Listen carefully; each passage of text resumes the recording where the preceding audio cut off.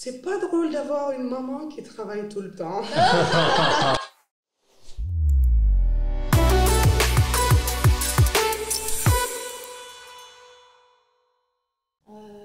Bonjour Maimouna, merci d'avoir Bonjour, accepté Safa. de venir et de partager ton histoire. Merci à vous. Oui. Donc on pourra commencer par peut-être ton projet. Comment ça a commencé et comment tu as eu l'idée déjà et comment tu as commencé petit à petit à lancer ton petit projet. Alors, petit projet, Grand projet. Forcément sur vous, Oui. parce que rien n'est petit, j'ai Bien envie sûr. de dire. On commence doucement et après, bon, ça se développe, on est plus connu. Je dirais pour l'instant confidentiel, D'accord. parce qu'on n'est pas encore très très connu, mais l'idée de créer ma marque de thé a germé tout doucement en 2015. Déjà passionnée par le thé, que je bois depuis très très longtemps en famille, tout ça. Et au début, j'avais du mal quand j'allais dans des établissements, le service du thé était pas toujours très bien fait.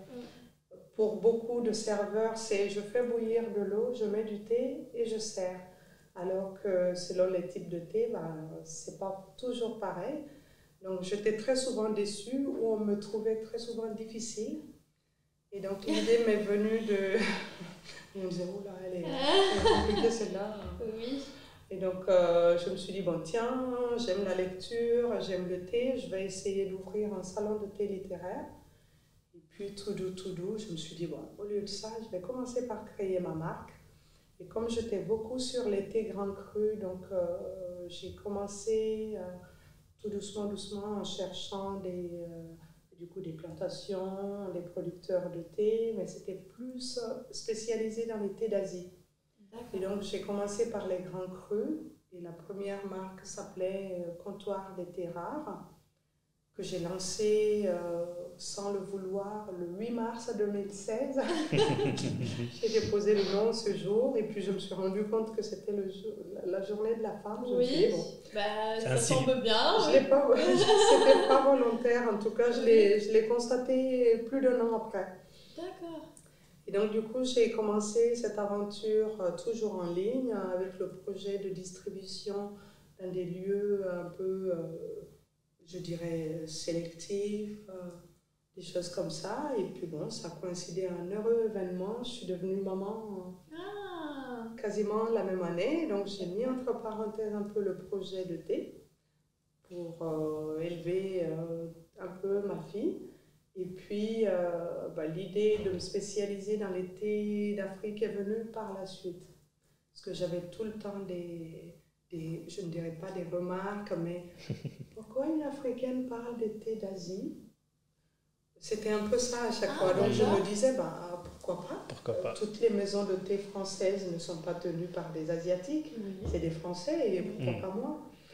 Donc, et puis bon, je me suis dit, ça éveille quelque chose. Les critiques souvent il faut les écouter, il y a des choses à piocher. Et donc je me suis dit, c'est ça, il faut filtrer. C'est pas forcément contre nous, mais ça peut aussi éveiller quelque chose. Et donc je me suis dit, tiens, il y a une histoire à raconter quelque part, je vais aller là-bas.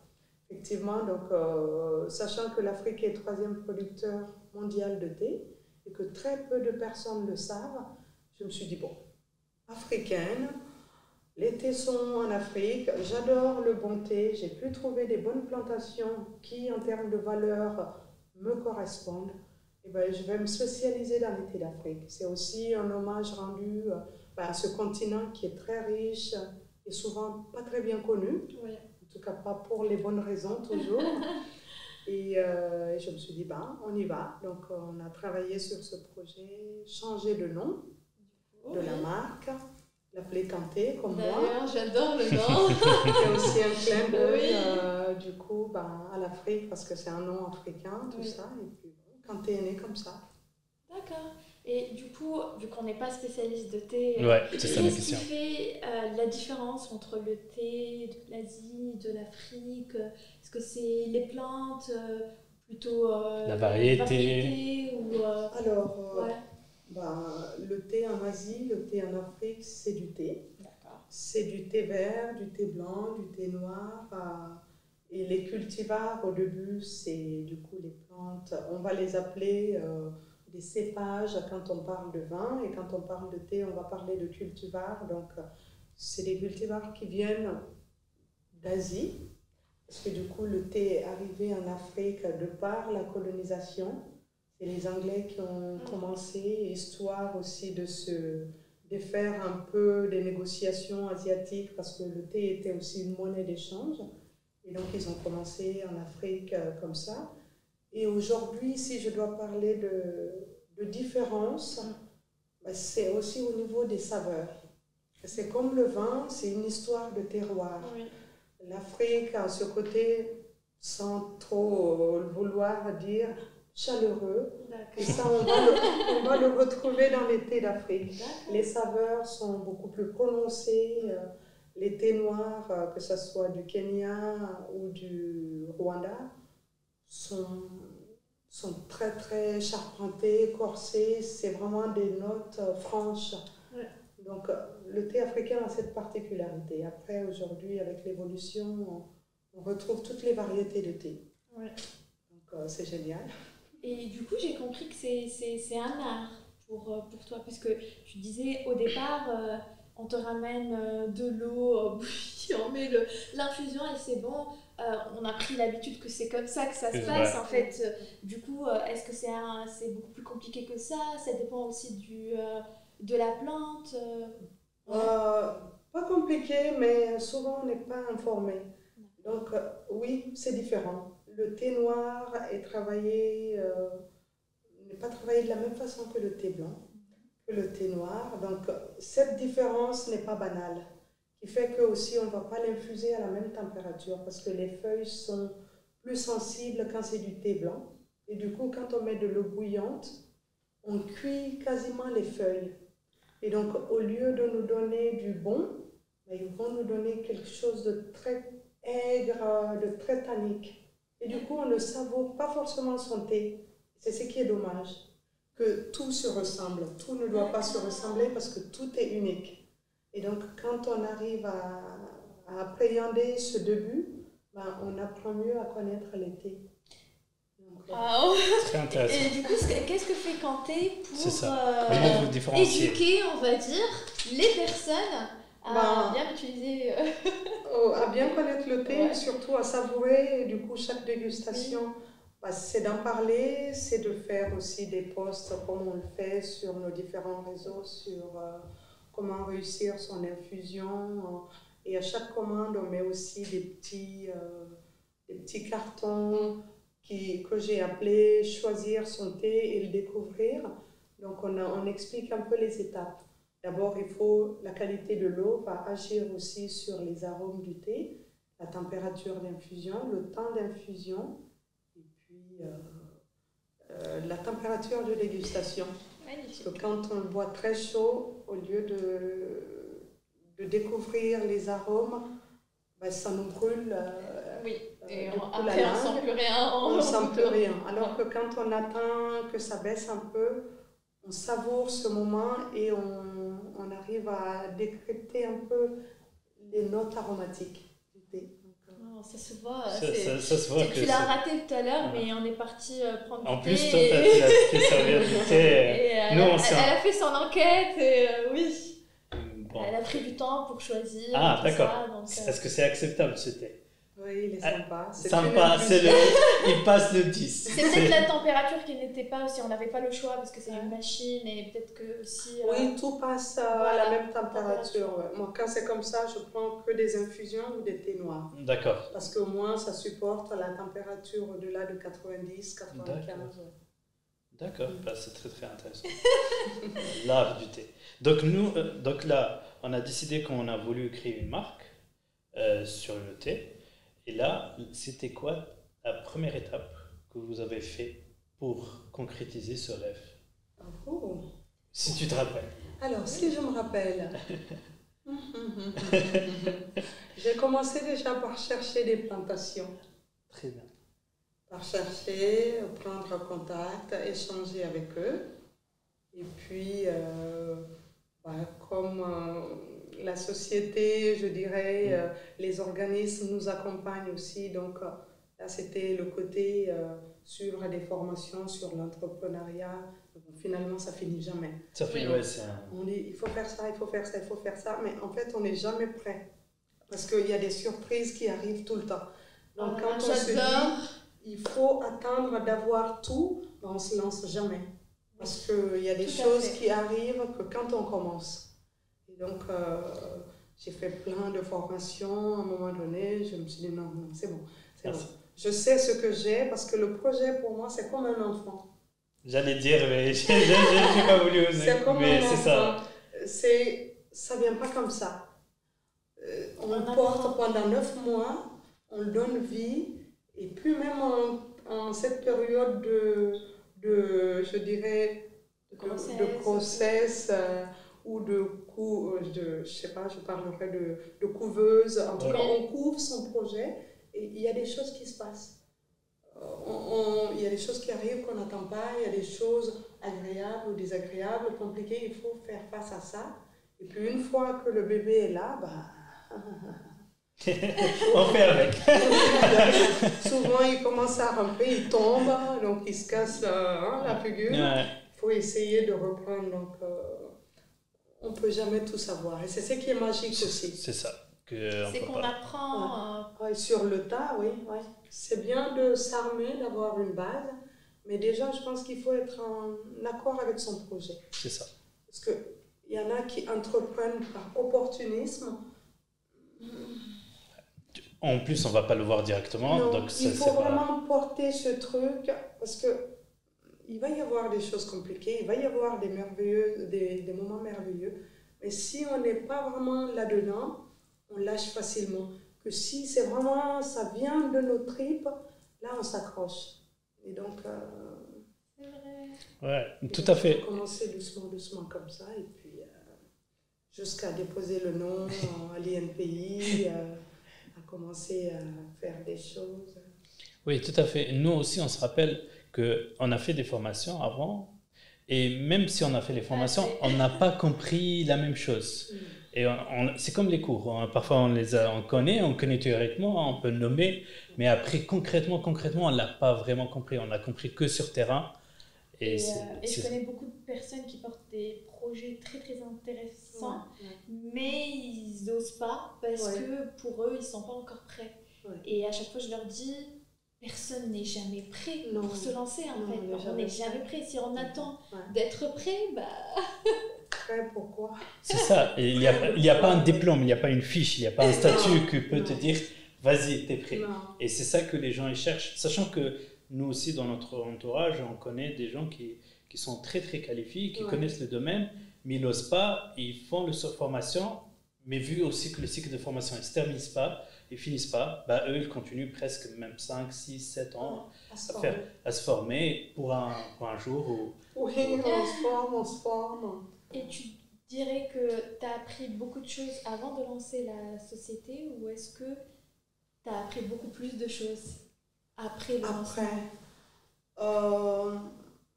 Je dirais que j'ai appris plus après qu'avant. Je suis d'accord. Là, je suis d'accord.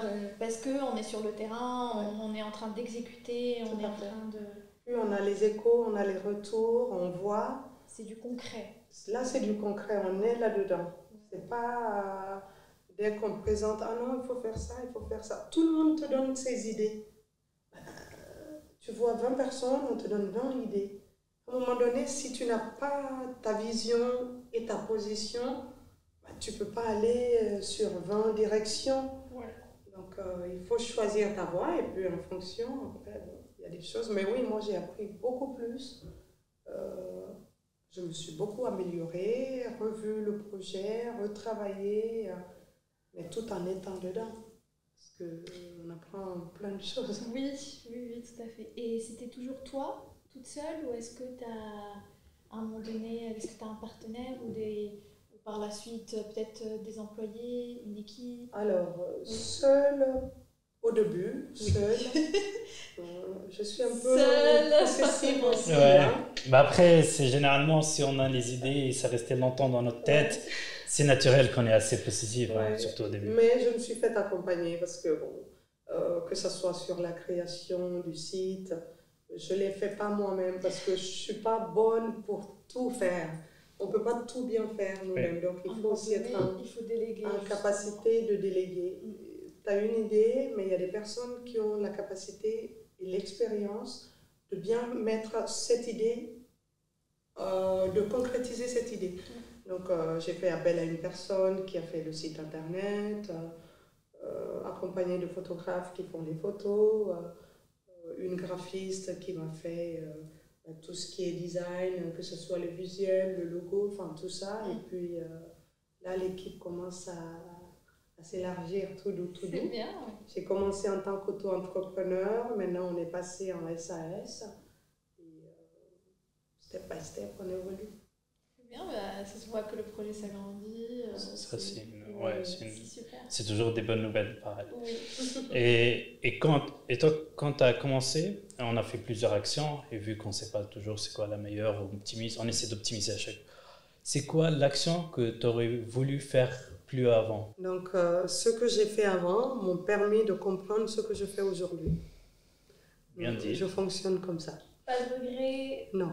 On accepte tout ce qui se passe parce que tout arrive pour une raison. Ouais. Tout est, comment dire, Même les moments difficiles, moi, quand j'en sors, je dis merci à ces moments difficiles parce que ça m'a permis de comprendre ce que je voulais et ce que je ne voulais pas. Donc, c'est vrai. Donc, pour moi, tout était bien. Sincèrement, c'est totalement vrai, mais c'est c'est plus facile à dire que le faire. Oui, et la plupart oui. on est tous, on connaît ça, mais c'est vraiment sur terrain où on se découvre qu'on est capable ou pas de le faire. Et c'est un esprit de... Parce que c'est une combinaison des deux. C'est une combinaison de dire qu'on est impliqué, donc on est vraiment intéressé, mais en même temps, on accepte les conséquences qu'on ne contrôle pas. Oui, on accepte, oui. Et ça... On ne peut pas tout contrôler. Quand tu te mets à tout contrôler, tu ne fais rien. Parce que tu ne peux rien faire. Donc, moi, je pars du principe que je veux bien faire. Donc, la rigueur est là.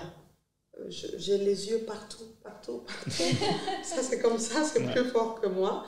Après, quand ça va, tant mieux. Si ça ne va pas, je sais que j'ai donné mon maximum. Et que je ne le vois pas, ce n'est pas des échecs pour moi. C'est des rendez-vous manqués. Mais il n'y a jamais, on ne perd jamais. C'est vrai.